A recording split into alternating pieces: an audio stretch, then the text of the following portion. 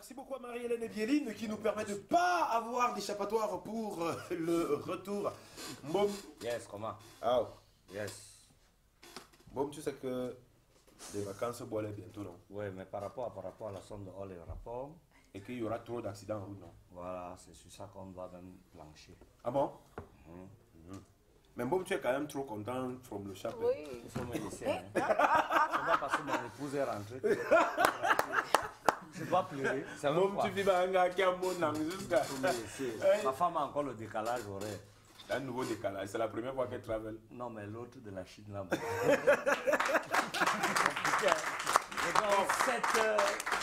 7 heures d'avance. Bon, tu disais qu'on va faire comment les accidents? En fait, je voulais tout simplement rappeler aux Camerounais qui voyagent, qui s'occupent de toutes les sociétés de transport et tout ça, de faire très attention.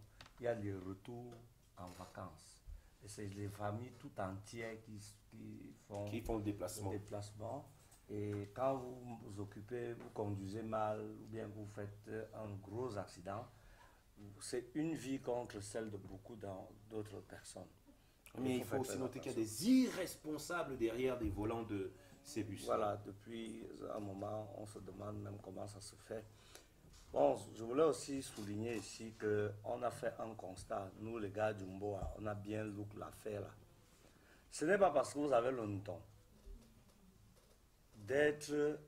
d'avoir votre village sur l'axe, ce qu'on appelle l'axe lourd.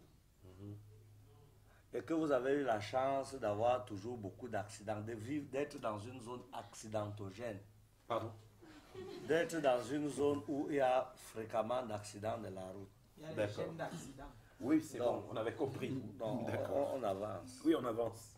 Parce qu'il y a des villages aujourd'hui qui ont des jeunes qui se sont spécialisés en matière de dépouillement, je voulais dire, victimes. de vol des victimes. Oui. C'est-à-dire que dès qu'il y a, vous voyez sur l'axe lourd là, vous ne voyez aucune maison.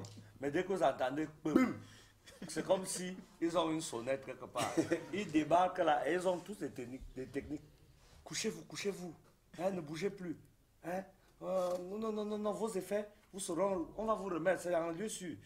Sécurisé. Il ne faut pas bouger. Parce que votre machin vital, quand vous êtes calme et plus. C'est-à-dire que vous avez plus de chance. Le pourcentage vital. Ils ont les termes qui vous endorment. Tu es convaincu que tu es en de bonnes mains.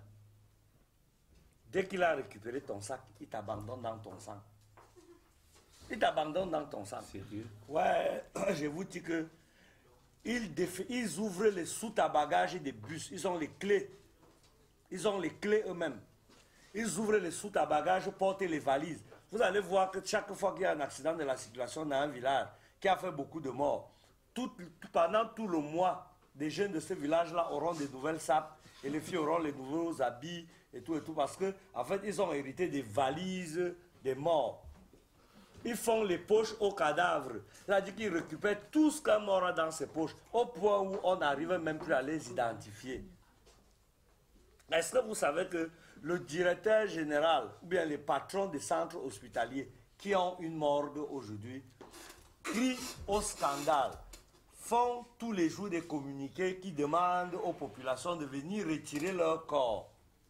Est-ce que vous savez qu'il y a des effectifs pléthoriques dans les morgues aujourd'hui à cause des gens qui volent les papiers et les sacs des morts lors des accidents de la circulation? Imagine dans un accident de la circulation, quelqu'un est défiguré. La seule chose qui aurait pu relier la personne avec la réalité, c'est sa pièce d'identité. Et comme vous avez voulu voler son billet de 2000 qui était dans la poche, au lieu de prendre seulement l'argent, vous prenez tout, vous entrez au Sissongo avec. Est-ce que c'est sérieux? Est-ce que vous savez que l'hôpital central, par exemple, sa morgue a une capacité de 75 places? Et qu'on est obligé, dans un coffre qui a été prévu au départ pour un mort, on est obligé de superposer 7 cadavres. Ça veut dire que la capacité de réfrigération qui a été prévue pour un cadavre, il y a déjà 7 cadavres. Ça veut dire que la congélation diminue fortement et généralement, vous avez des corps quand on vous les rend. Un gars qui a entré métis, il devient un peu noirâtre, on ne le reconnaît pas. Après, vous commencez à dire, est-ce que vous savez que c'est 10 colos? C'est 10 colos. 10 colos. 10 colos. Le séjour à la mort. 10 000. Il y a donc des familles. Ils partaient discuter le cadavre au quartier. discuter. Le corps fait 3 mois. Après, du coup, il n'y a plus les dos pour retirer le corps. Résultat des courses, le corps reste 10 mois à la mort. Et vous savez que c'est un manque à gagner compliqué pour l'hôpital. Les accidents de la circulation, les prisons, les vindictes populaires, voilà les gens qui produisent le plus de cadavres dans des morgues et des cadavres abandonnés. Parce que généralement, ces cadavres sont défigurés. Imaginez un pinto attrapé pour mettre vol au quad. Quand on met les roues sur lui pour le brûler, qui va reconnaître Pinto? Regardez que de son vivant, même d'abord, il a un problème d'identification. Non. Là, c'est une question. C'est un déjà.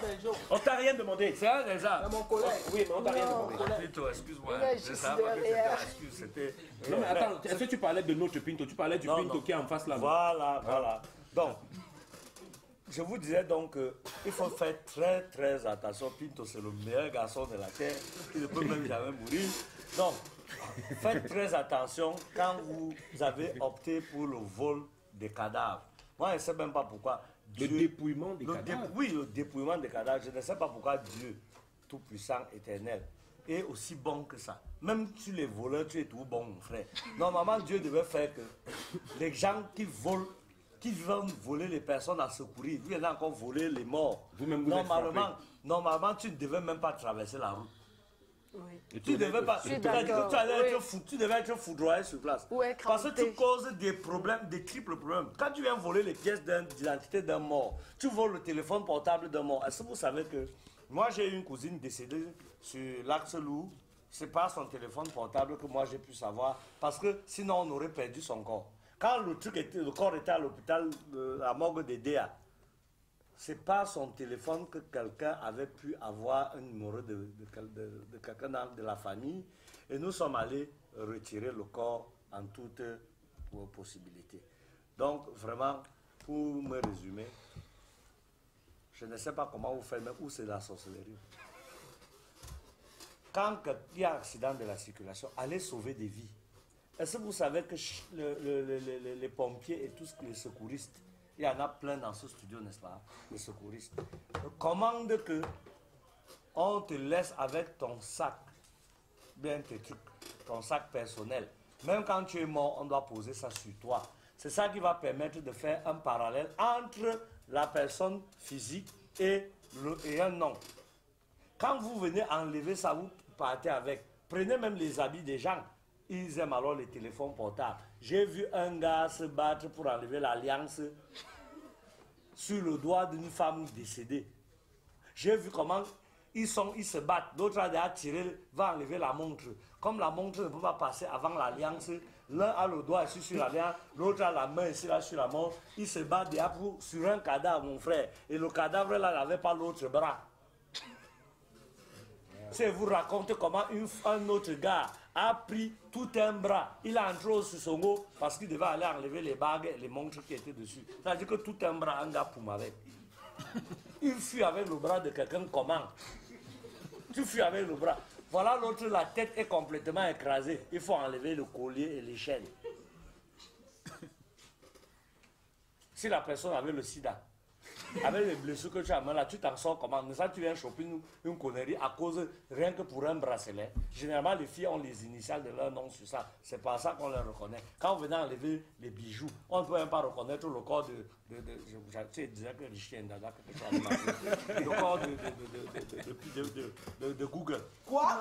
Bon, Toi aussi, de personnes. de Bon, personnes. vraiment, sont sérieux. Dorénavant, laissons notre malhonnêteté là, qui a des limites. Allez voler les vivants. Laissez nos morts. Ils ont déjà payé pour je ne sais pas trop quoi. Et quand il finit de dire ça, il sait que vous me calculez. Je vais mourir, mais pas sur l'axe lourd.